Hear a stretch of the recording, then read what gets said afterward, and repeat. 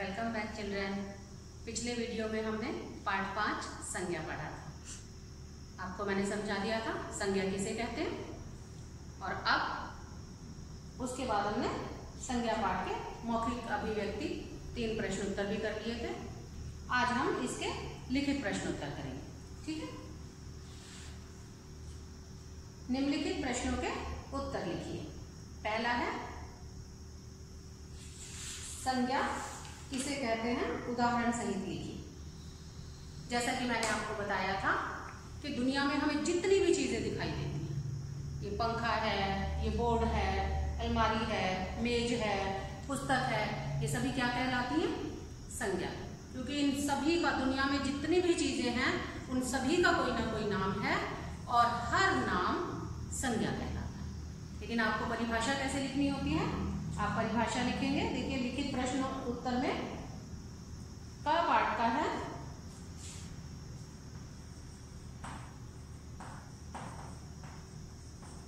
संज्ञा किसे कहते हैं।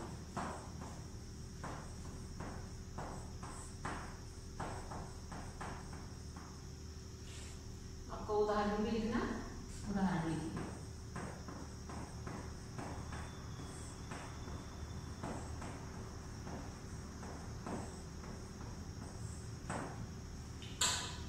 आपका उत्तर है, मैंने पहले भी बताया था, एक बार फिर पहले आपको बता देती हूँ, उसके बाद आप लिखेंगे। किसी प्राणी, वस्तु, स्थान या भाव के नाम को संज्ञा कहते हैं। उदाहरण में आप कोई भी उदाहरण लिख सकते हैं, जितनी आपको अपने आसपास चीजें दिखाई देती हैं, अपनी मम्मी का नाम, अपने पापा का नाम, अपने भाई का नाम, बहन का नाम, या कोई महापुरुषों का नाम, किसी जगह का नाम, किसी वस्तु का नाम, आपका बैग है, आपकी पुस्तक है, आपके पेन है, पेंसिल है, कुछ भी, आपके खिलौने का नाम है, कुछ भी, किसी भी चीज का नाम संज्ञा होता है, ठीक है। इसको हम अलग अलग, इसके भेद के बारे में तब अलग अलग उसमें मैं आपको बताऊंगी। अभी संज्ञा में आपको, आप किसी भी व्यक्ति, वस्तु, स्थान या भाव का नाम लिख सकते हैं, ठीक है। अभी इसकी परिभाषा लिखिए।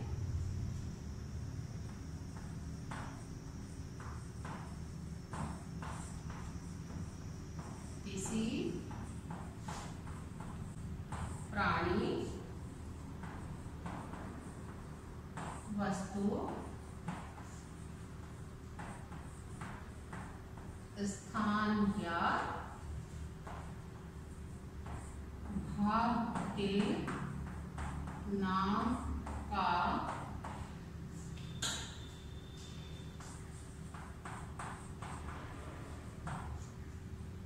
बोध कराने वाले शब्द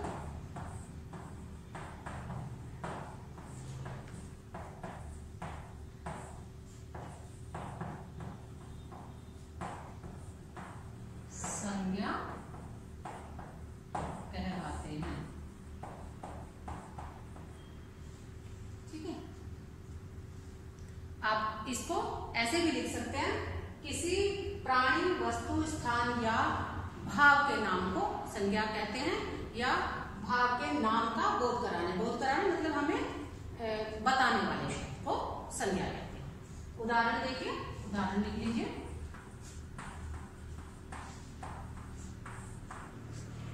उदाहरण में जो मैं लिखवा रही हूँ, आप चाहे तो इसे लिख सकते हैं, वरना आप अपने आसपास अपनी मम्मी का नाम, पापा का नाम, जैसा कि मैंने आपको भी बताया, वो सारा लिख सकते हैं।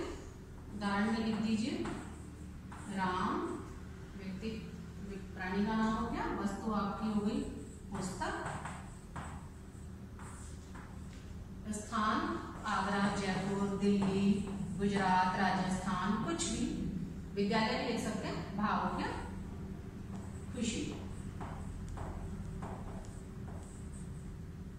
आदि।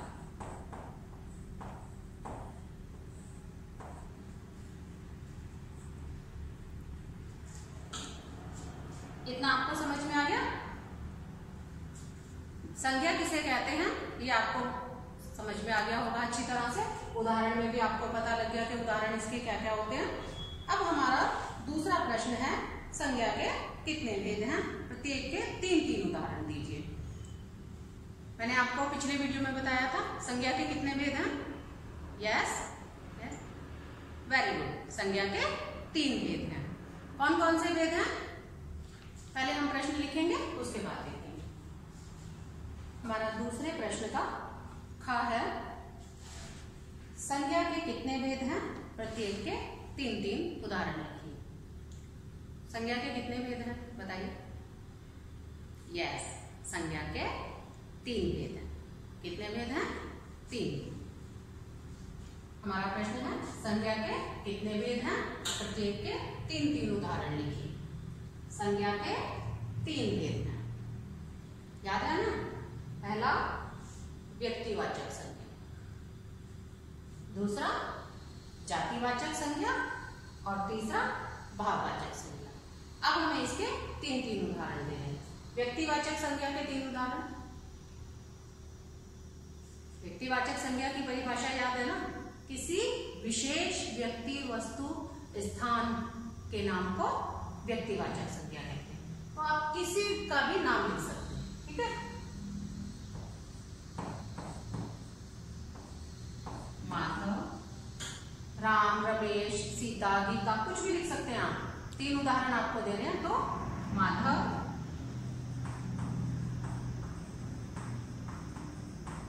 जवाहरलाल और यमुना।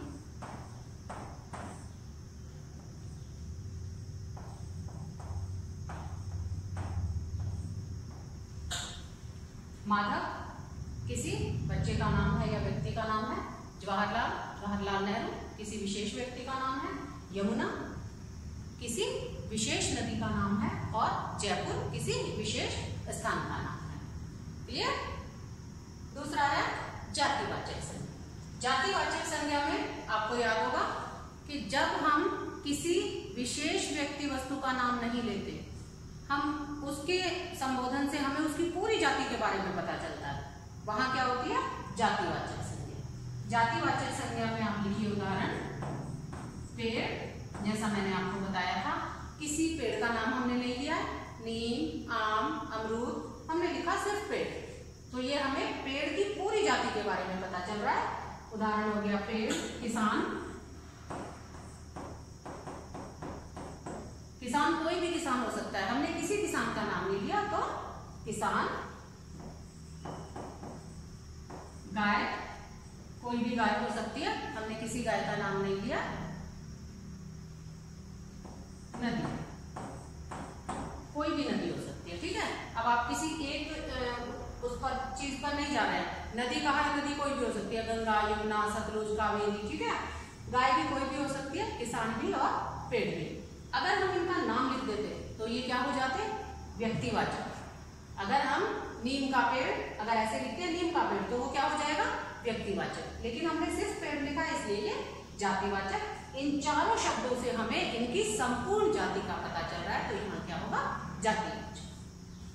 तीसरा है हमारा भाववाचक।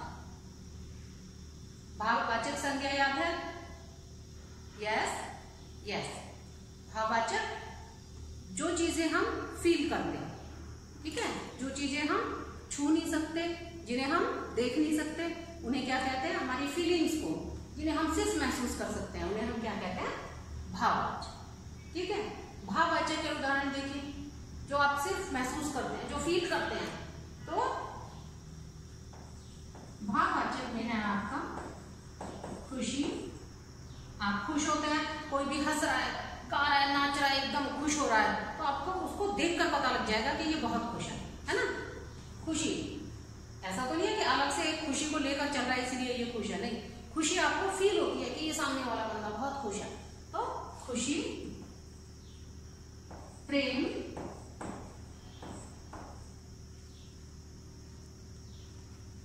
क्रोध,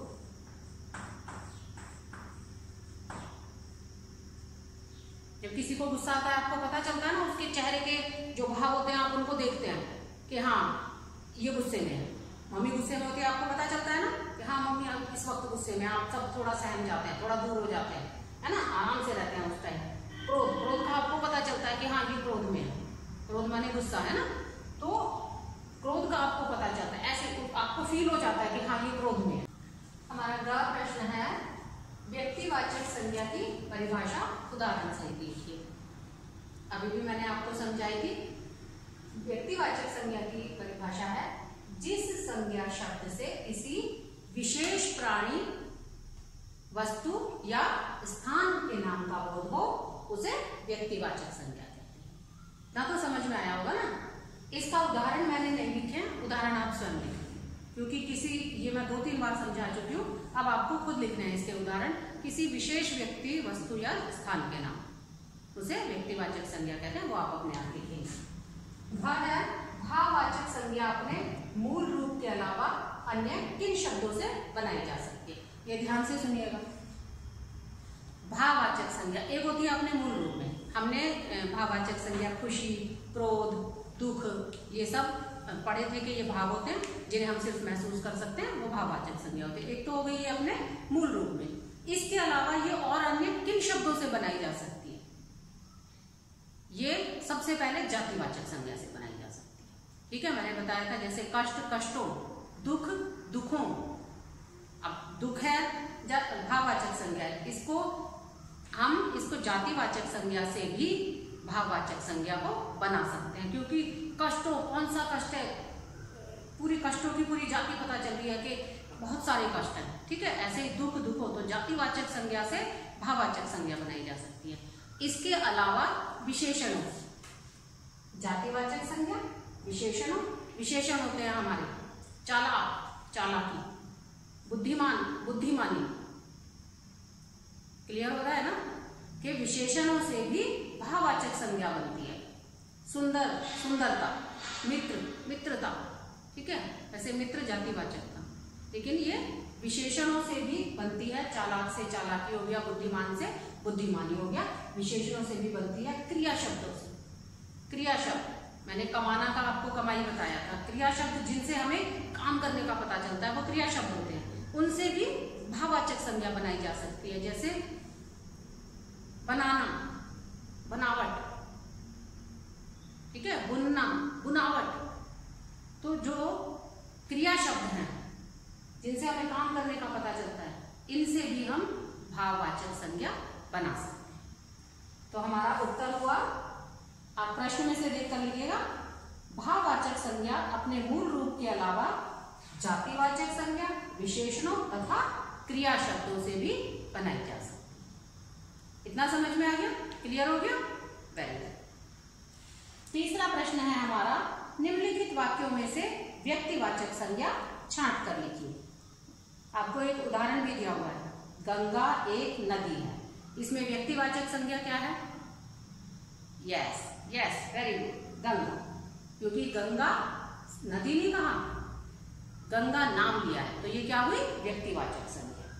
पहला कार्य है हमारा, मोहन कल जोधपुर जाएगा। इसमें हमें व्यक्तिवाचक संज्ञा छांटनी है। तो मोहन कल जोधपुर जाएगा। कौन कौन से हैं इसमें व्यक्तिवाचक संज्ञा? इसमें 2 व्यक्तिवाचक संज्ञा हैं। एक मोहन, क्योंकि लड़के का नाम बताया है मोहन, और जोधपुर, क्योंकि स्थान का भी नाम बताया है। मोहन कल जोधपुर जाएगा। तो 2 व्यक्तिवाचक संज्ञा है इसमें, मोहन और जोधपुर। दूसरा है, सुधांशु एक ईमानदार लड़का है। इसमें एक व्यक्तिवाचक संज्ञा है, सुधांशु। बालक का नाम बताया है सुधांशु, तो सुधांशु व्यक्तिवाचक संज्ञा है। और आपको सिर्फ व्यक्तिवाचक संज्ञा छांटनी है। ठीक है, कोई विशेषण नहीं, कोई क्रिया शब्द नहीं, कोई जातिवाचक संज्ञा नहीं। प्रश्न आप हमेशा ध्यान से पढ़ेंगे, प्रश्न में जो करने के लिए कहा गया है आप सिर्फ वो करें। तीसरा है, वर्ष का पहला महीना जनवरी होता है। इसमें क्या है? यस, वेरी गुड, जनवरी। वर्ष का पहला महीना जनवरी, क्योंकि हमें महीने का नाम पता है, हमें महीने का नाम दिया गया है। वर्ष का पहला महीना जनवरी होता है। राधा प्रतिदिन विद्यालय जाती है। राधा, इसमें व्यक्तिवाचक संज्ञा क्या है? राधा। नो नो नो, विद्यालय नहीं, विद्यालय आपका जातिवाचक हो जाएगा, क्योंकि विद्यालय का नाम नहीं बताया है। अगर मैं कहती सेंट जोसेफ, अगर मैं कहती समरविल, तो आपका व्यक्तिवाचक होता, लेकिन मैं इसमें नाम नहीं बताया है, सिर्फ विद्यालय, तो विद्यालय जातिवाचक होगा। तो विद्यालय मत लिखना, ठीक है, इसमें सिर्फ एक होगा राधा, लड़की का नाम बताया है राधा, राधा व्यक्तिवाचक होगा। सीता ने एक साइकिल खरीदी, यस, अभी अभी बताया है, एक व्यक्तिवाचक है सीता, लड़की का नाम बताया है सीता। साइकिल फिर से जातिवाचक में जाएगा, क्योंकि साइकिल कौन सी साइकिल, साइकिल की कंपनी का नाम नहीं बताया है, कौन सी साइकिल, तो वो जातिवाचक में चला जाएगा। साइकिल व्यक्तिवाचक नहीं है, सिर्फ सीता जातिवाचक। मुझे लूडो का खेल पसंद है, यस, वेरी गुड, लूडो, क्योंकि खेल का नाम दिया है लूडो, तो मुझे लूडो का खेल पसंद है। इस वाक्य में लूडो व्यक्तिवाचक है। महाराणा प्रताप एक देश प्रेमी राजा थे, yes yes yes, very good, Maharana Pratap, क्योंकि हमें महाराणा प्रताप का नाम दिया है, तो महाराणा प्रताप एक देश प्रेमी राजा थे। महाराणा प्रताप व्यक्तिवाचक होंगे, लेकिन राजा व्यक्तिवाचक नहीं है, क्योंकि राजाओं की पूरी जाति का पता चलता है, राजा जातिवाचक में आ जाता है, लेकिन महाराणा प्रताप का क्योंकि नाम दिया है तो महाराणा प्रताप व्यक्तिवाचक। वनिता टीवी देख रही है, वनिता, यस, वनिता क्योंकि लड़की का नाम दिया है तो वनिता टीवी देख रही है में वनिता व्यक्तिवाचक होगा। ठीक है, अब आपको अगर वाक्य दिए जाएं तो आप व्यक्तिवाचक जातिवाचक ये छांट लेंगे ना, यस, वेरी गुड। आपको पता होना चाहिए, जितना ध्यान से आप पूरा ये लेसन पढ़ेंगे, जितना ध्यान से इसे समझेंगे, उतने ही आराम से आप इसके प्रश्न उत्तर कर पाएंगे। और हमेशा याद रखिए बच्चों, आपको प्रश्न ध्यान से पढ़ना है, उसके बाद उस प्रश्न में क्या पूछा गया है वो आप आराम से कर पाएंगे। हमारा 4th क्वेश्चन है, नीचे लिखे शब्द संज्ञा के किस भेद के उदाहरण है, लिखिए तथा उनको अपने वाक्यों में प्रयोग कीजिए। हमारा पहला शब्द दिया है गंगा, वेरी गुड, ये मैं इतनी बार उदाहरण में आपको बता चुकी हूँ कि इसे आप बिल्कुल आसानी से बता देंगे। यस, संज्ञा का नाम है व्यक्तिवाचक संज्ञा। वाक्य प्रयोग आप कुछ भी कर लीजिए। गंगा हिंदुओं की पवित्र नदी का नाम है, गंगा एक नदी है, बहुत से लोग गंगा स्नान के लिए जाते हैं, ठीक है, तो वाक्य आप कोई भी बना सकते हैं। आपको सिर्फ इतना पता होना चाहिए कि गंगा व्यक्तिवाचक है। दूसरा है आपका शिक्षक, यस, वेरी गुड, शिक्षक जातिवाचक, क्योंकि किसी शिक्षक का नाम नहीं दिया है। यस, शिक्षक जातिवाचक, शिक्षकों की पूरी जाति का पता चल रहा है, किसी एक शिक्षक का नाम नहीं दिया, पूरी जाति का पता चल रहा है, तो शिक्षक क्या आया, जातिवाचक। ठीक है, इसका कोई भी वाक्य प्रयोग आप कर सकते हैं। शिक्षक हमें अच्छी बातें सिखाते हैं, शिक्षक हमें ज्ञान देते हैं, शिक्षक हमें पढ़ना लिखना सिखाते हैं, कुछ भी आप वाक्य प्रयोग में आप कुछ भी बना सकते हैं। बस आपको संज्ञा कौन सी है, संज्ञा का भेद पता होना चाहिए। शिक्षक जातिवाचक। तीसरा है सत्य, सत्य है हमारा भाववाचक। ठीक है, सत्य हमारा भाववाचक है। इसका वाक्य प्रयोग कीजिए। हमें सदा सत्य बोलना चाहिए, सत्य हमेशा कड़वा होता है। वाक्य प्रयोग आप कोई भी बना सकते हैं, बस आपको संज्ञा का भेद पता होना चाहिए। और वाक्य भी आपको अर्थपूर्ण बनाना है, ये नहीं कुछ भी लिख दिया। क्लियर? यस। नेक्स्ट, गर्मी। गर्मी, गर्मी फील होती है ना? यस, जो चीजें फील होती हैं वो किस में आती हैं? भाववाचक में। वेरी गुड, भाववाचक। गर्मी हमारा भाववाचक है। और वाक्य प्रयोग है, आज बहुत गर्मी है। गर्मी है ना, आज बहुत गर्मी है, यही वाक्य बनाइए। कुछ और भी बना सकते हैं, मुझे बहुत गर्मी लग रही है, मुझे गर्मी पसंद नहीं है। ठीक है, कोई भी आप वाक्य बना सकते हैं। Next, Ramayana. Yes, very good, Ramayana व्यक्तिवाचक, क्योंकि हमें पुस्तक का नाम दिया है रामायण। ठीक है, हम सिर्फ पुस्तक नहीं दिया है। अगर पुस्तक होता तो जातिवाचक होता, क्योंकि हमें पुस्तक का नाम दिया है तो पुस्तक, रामायण पुस्तक क्या हुई हमारी?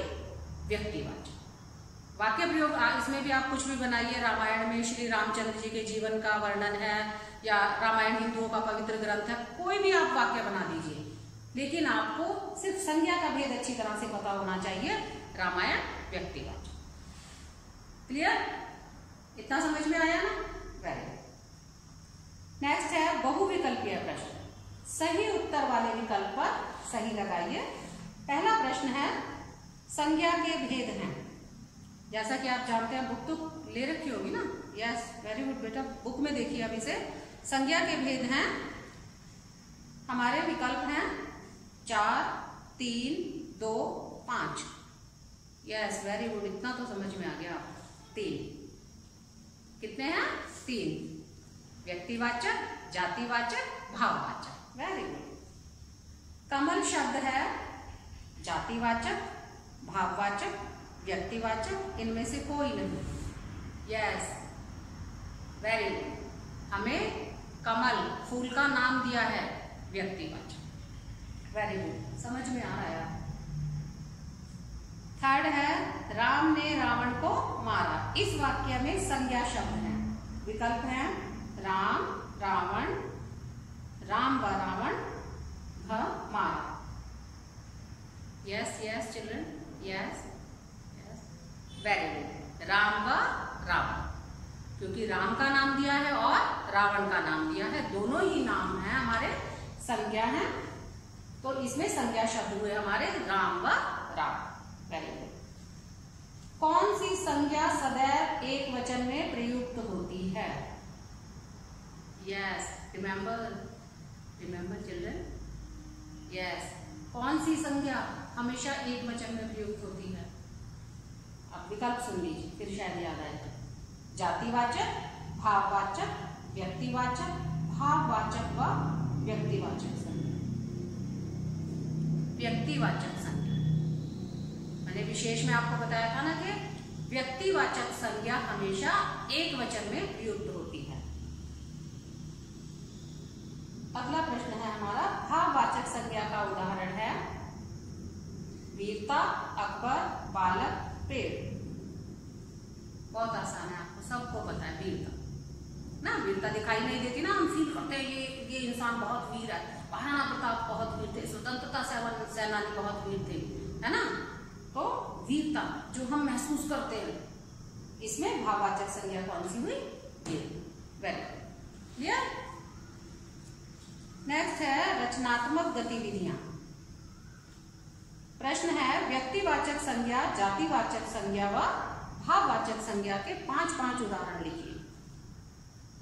मुझे लगता है अब ये आपको आ जाना चाहिए बच्चों, ये आपको बिल्कुल आ जाना चाहिए, क्योंकि इतने उदाहरण हैं, आपको बिल्कुल क्लियर हो गया है व्यक्तिवाचक किसे कहते हैं, जातिवाचक किसे कहते हैं, भाववाचक किसे कहते हैं, सारी संज्ञा आपको क्लियर है। अब आप उदाहरण इनके लिख सकते हैं 5-5। फिर भी मैं बता देती हूँ, एक बार मैं ऑलरेडी आपको बता रही हूँ, लेकिन लिखना आपको खुद है, ये बुक में करना है, ठीक है। व्यक्तिवाचक संज्ञा में कोई भी आप किसी का भी नाम लिख सकते हैं। राम, गोदावरी, नरेंद्र मोदी, भारत, हरियाणा। जगह का, वस्तु का, स्थान का नाम। वस्तु ऐसा नहीं कि जिससे उसकी जाति पता चले, जैसे आप अपनी बुक का नाम भी लिख सकते हैं, रचना प्रसंग, क्योंकि पुस्तक का नाम होगा तो ये व्यक्तिवाचक में आएगी, ठीक है। जातिवाचक राजा, अध्यापक, मंत्री, बालक, पंखा, ठीक है, जिससे पूरी जाति का पता चले। पंखा, हमने इसका ब्रांड नहीं लिखा कि कौन सा पंखा है ये, हमने ये भी नहीं लिखा कि ये हाथ वाला पंखा है या सीलिंग फैन है, ऐसा हमने कुछ नहीं लिखा, तो पंखा, पूरी जाति पता चलती है पंखे की। अगला है भाववाचक संज्ञा, इसके भी 5 उदाहरण आपको लिखने हैं। कितने सारे भाव आते हैं आपके दिल में, गुस्सा आप करते हो, क्रोध, हंसते हो, खुशी, आनंद, दुख, है ना, और गर्मी, अमीरी, गरीबी, ये सब फीलिंग्स हैं आपकी, महसूस करते हो इनको। कोई भी आप 5 लिख सकते हैं। और हमारा रचनात्मक गतिविधियां में दूसरा प्रश्न है, दिए गए स्थान पर निम्नांकित संज्ञा के 2-2 चित्र लगाइए। ये देखिए, यहां पर आपको व्यक्तिवाचक संज्ञा और जातिवाचक संज्ञा के 2-2 चित्र लगा, ठीक है। ये आप करेंगे। हमारा पाठ 5 संज्ञा खत्म हो गया है। अब आपको करना है मौखिक अभिव्यक्ति वाले प्रश्न, मैं पहले पीडीएफ में भेज चुकी हूँ। लिखित प्रश्न वाले ये मैं आपको इस वीडियो के साथ पीडीएफ में भेजूंगी। ये सिर्फ ये लिखित प्रश्न उत्तर आपको कॉपी में करने हैं और बाकी सारे आपको बुक में करने हैं, ठीक है। बाकी सारे टिक भी आपने मेरे साथ साथ कर लिया होगा। छांटना भी आपको, उदाहरण भी आप लिख लेंगे, बुक में ही लिखिए, चित्र भी आप बुक में लगाएंगे। अब आपको करना क्या है, वही जो आपको नहीं समझ में आया वो आपको पॉइंट्स नोट करने हैं और नए पेज से मौखिक अभिव्यक्ति के नीचे ही कर दीजिए। मौखिक अभिव्यक्ति वाले जो प्रश्न किए उनके नीचे ही ये लिखित प्रश्न कर दीजिए, बाकी सारा ये बुक में करना है, ठीक है। इसके साथ ही मैं आपको PDF भेजूंगी। यस, होमवर्क जरूर करना है बच्चों। Good luck.